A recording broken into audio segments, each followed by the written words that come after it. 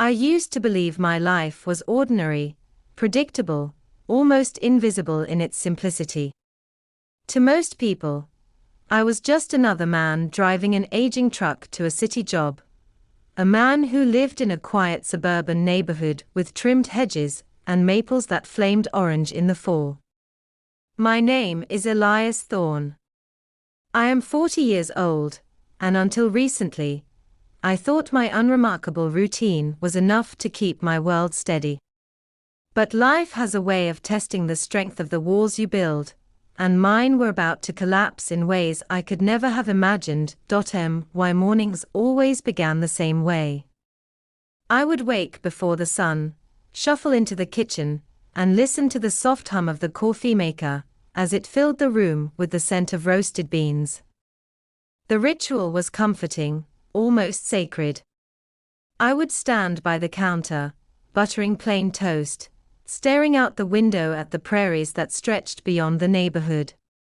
The fields rolled on endlessly, reminding me of my childhood on my parents' farm, a place where the horizon was always within reach, but never yours to hold. By 6:30, I would be dressed in one of my worn button-up shirts, a tie that had seen better days, and the same pair of slacks I had rotated through for years.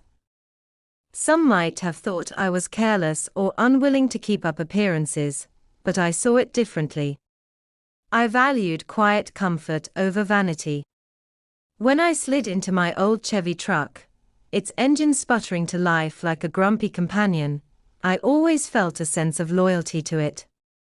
That truck had carried me through storms, through long commutes, and even through late-night drives, when the weight of life pressed down too hard to sleep. My job was as dull as the beige walls of the finance office, where I spent most of my days. Endless spreadsheets, endless ticking clocks, endless chatter about promotions that never reached me. But I didn't mind, not entirely. I wasn't chasing titles or applause. What mattered most waited for me at home. Lucas. My son was 8 years old, with a mop of auburn curls that always refused to stay tamed, and eyes so green they reminded me of summer grass after the rain. Lucas was my anchor, the one steady flame in a life that sometimes felt dim. He loved to draw, landscapes, mostly. Rolling fields, rivers bending like ribbons, and wide skies dotted with clouds.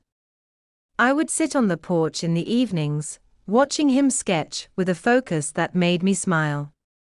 He had inherited my quietness, but not my restraint.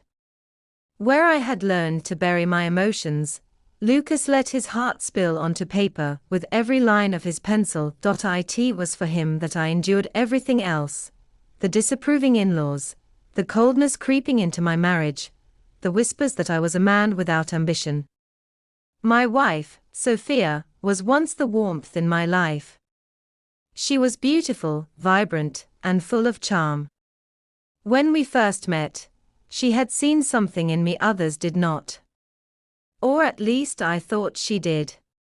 But over the years, something changed. Perhaps it was her work managing a luxury resort, constantly surrounded by the city's elite. Perhaps it was her parents' voices in her ear, reminding her that she had married beneath her station. Her father, Reginald Harrington, was the kind of man who filled every room with his presence. Tall, broad, and forever dressed in tailored suits, he carried himself like a king among peasants.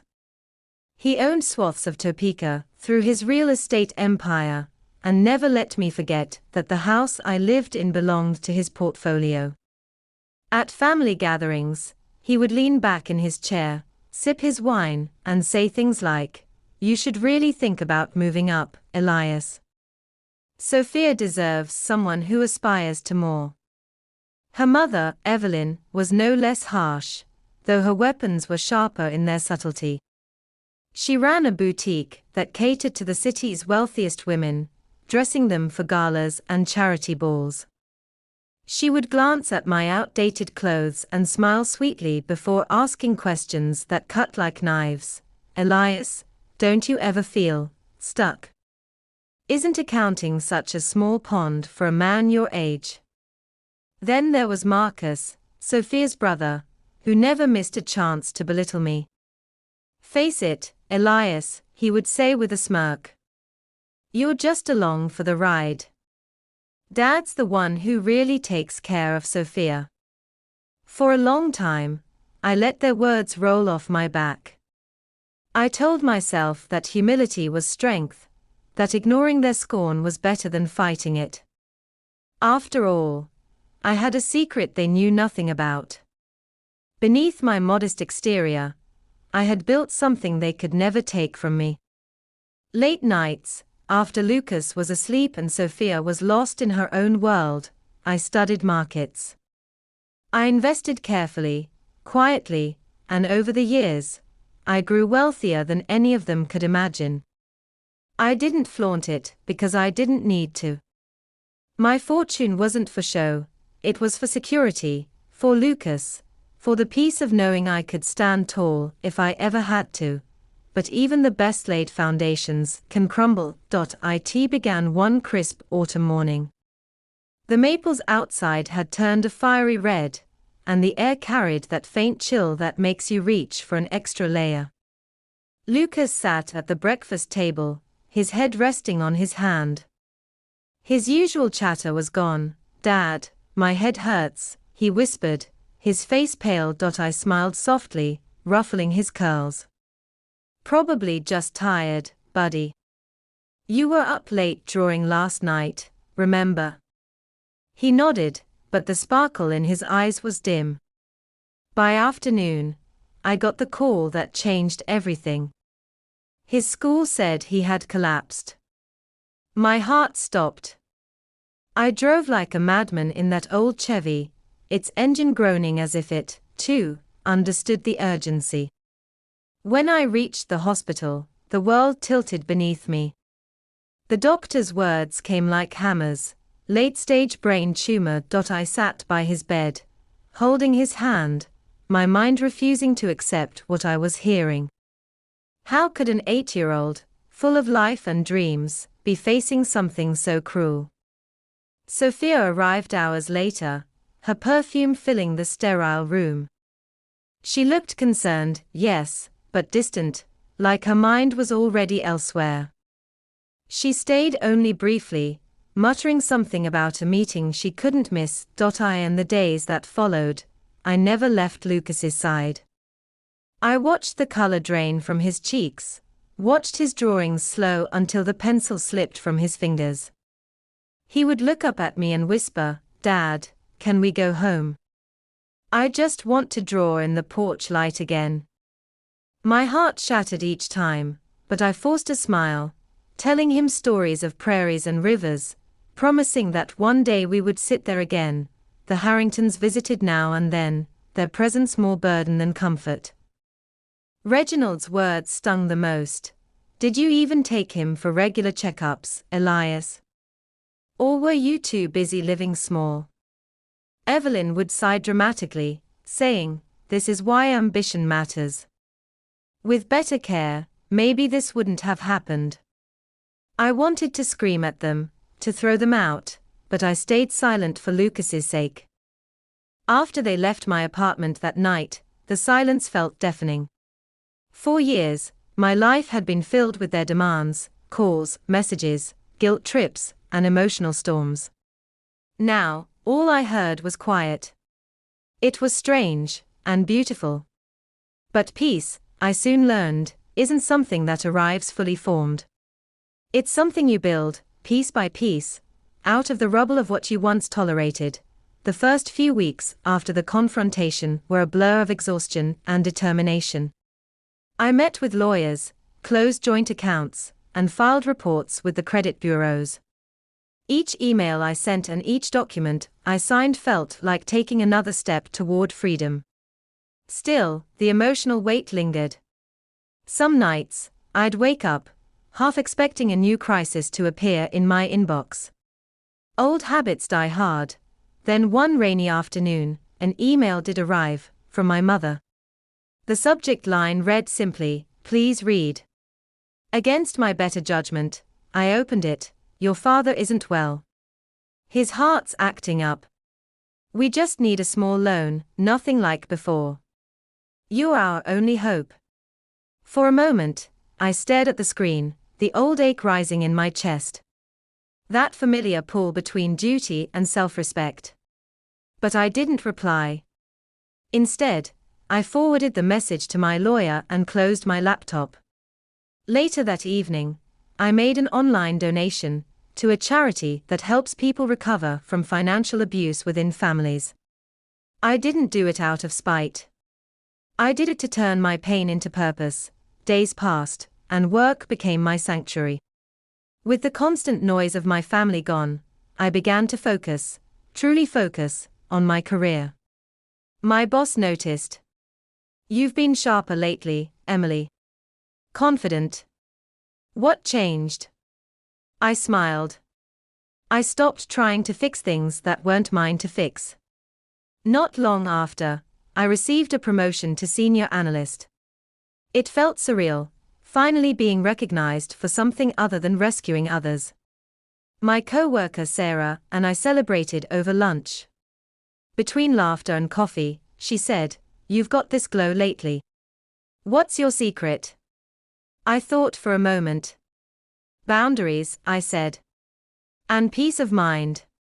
At home, life with Alex began to blossom in ways it never could before.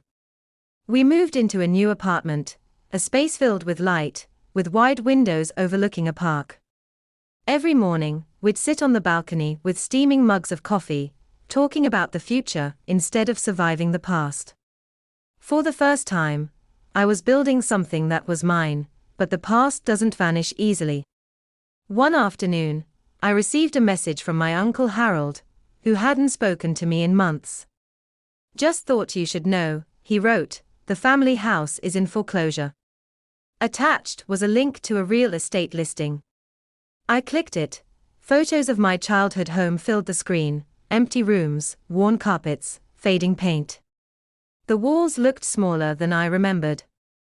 For years, I'd believed that house was the center of our world, the place that held us together. Now it stood hollow, stripped of pretense. I expected to feel guilt, but instead I felt acceptance. The illusion was gone. That evening, Alex found me gazing out at the city lights. "Do you regret it?" he asked softly. I shook my head. I regret the years I lost. But not walking away. As the seasons changed, so did I. I started volunteering at a local community center that hosted financial literacy workshops. I never shared my full story, just small pieces. But whenever I spoke about the importance of financial independence, people listened. I realized how many others carried burdens like mine, hidden beneath smiles and small talk. One woman, after a session, hugged me and whispered, "I thought I was the only one." That moment stayed with me. It reminded me that our pain can become someone else's map to freedom. Then came the final test. A voicemail from Jason. His voice was calm, almost rehearsed. "Hey, sis. Congrats on the promotion, we saw it online. Mom's sick, Dad's broke. Can you come home?" Attached was a photo of my mother in a hospital bed. Something about it felt staged, the lighting too perfect, her makeup too deliberate. I knew the pattern. The guilt, the law, the trap. This time, I didn't hesitate. I blocked the number, called my attorney, and strengthened every digital wall, new passwords, updated security, even a new phone number. The cycle ended not with a dramatic explosion, but with quiet resolve. Weeks turned into months. The calls stopped. The rumors faded. I heard bits and pieces through distant relatives. How the business finally closed, how the house sold at a loss, how Jason bounced between odd jobs. But I didn't feel bitterness. I felt distance. I had built my peace, and I wasn't going back. Life began to bloom again. Alex and I traveled, small weekend trips that felt like freedom distilled. I took up painting, something I'd abandoned years ago when every spare moment belonged to someone else. My canvas filled with color, each brushstroke a celebration of reclaiming time, space, and self-worth. One evening, as spring painted the park below our balcony in soft pinks and greens, Alex joined me outside. The city buzzed faintly beneath us. "You've come a long way," he said. I smiled, feeling the truth of his words. "Sometimes I think about who I used to be," I said. "The girl who believed love meant saying yes, no matter the cost." He took my hand. "And now?" "Now," I said softly, "I believe love means letting go when holding on hurts you." We sat in silence, watching the sun sink behind the skyline. I realized I wasn't angry anymore. I wasn't waiting for an apology that would never come. I was free, not because I'd cut ties, but because I'd learned that love without respect isn't love at all. As twilight deepened, a soft breeze brushed my face, and I whispered to myself, "Peace feels like this, quiet and full." The journey had been long, filled with heartbreak and lessons I wished I'd learned sooner. But every painful moment had shaped me into someone stronger, wiser, and unafraid to stand alone if that's what peace required. And in that stillness, I understood the moral of my story. True family uplifts, not drains. Love is not measured by how much pain you can endure, but by how much freedom and growth it allows you to have. Sometimes, the bravest thing you can do is walk away, not in anger, but in self-respect, because when you stop carrying what was never yours to bear, you finally make room for everything you deserve.